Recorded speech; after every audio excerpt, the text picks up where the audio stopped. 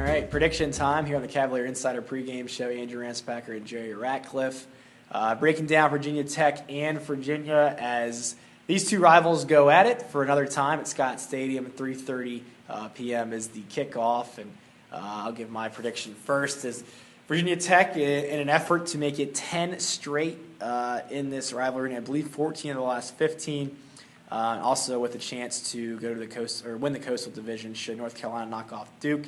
For Virginia, trying to break an 8-game losing streak this season, come in at 2-9 overall, and I think it does fall to 2-10. I think, like we said in another segment, that it's going to be a battle of defenses. I don't think offenses will really shine in this one, but you got to give an edge to the more accomplished quarterback that is Logan Thomas. I think he'll make just enough plays, probably with his feet like he did last year, to give Virginia Tech a slight edge. And I think the Hokies come out of this one with a 20-13 win. I think you could see defensive scores maybe on both sides of the ball with the way this game might play out. So, Hootie?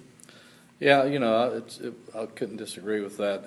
It seems like for some reason Virginia Tech in recent years, well, not just recent years, going way back, it seems like the game means a little bit more to them for some reason. I don't know what they have something in a bottle that they release at Thanksgiving every year that gets them more fired up than Virginia, but they seem to thrive on that work pail mentality. They consider Virginia not as a physical bunch, kind of a snooty crowd, and that seems to work to their advantage. Virginia doesn't seem to be able to find a way to counter that unless they just have superior physical talent, which hasn't been in a while. I think Tech's defense is going to try to load up the box and take away Kevin Parks in running game and try to force Watford to beat him with whatever, feet, arms, whatever. But, part of me, every time it seems like in this series that I think it might be a close game and you think it might end up being a barn burner and you pick it that way, Tech blows them out. When you think it should be a blowout, a lot of times, like last year, right, they take them to the wire and could have won. A couple of things that happened. But I think Virginia's going to play hard. I don't know that they have the talent to overcome Tech's defense. And I don't know that they've found a way to stop Logan Thomas. They haven't in 3 years. I don't know that they have this year either. So I'm going to pick Tech in a close game, touchdown or less.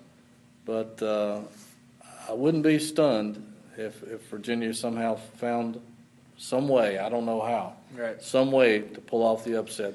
It would make their season, might erase some of the failures and the disappointment of the season. But I think they're going to play hard. I think it should be a good football game. Yeah, and you mentioned Kevin Parks. That's like a game within the game.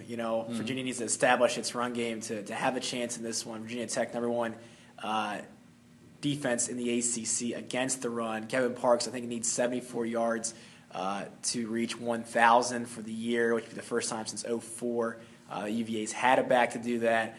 I think Virginia Tech's only allowed 4 runners all season to get 74-plus yards. So there is the kind of the game within the game right there. Yeah, individual achievement.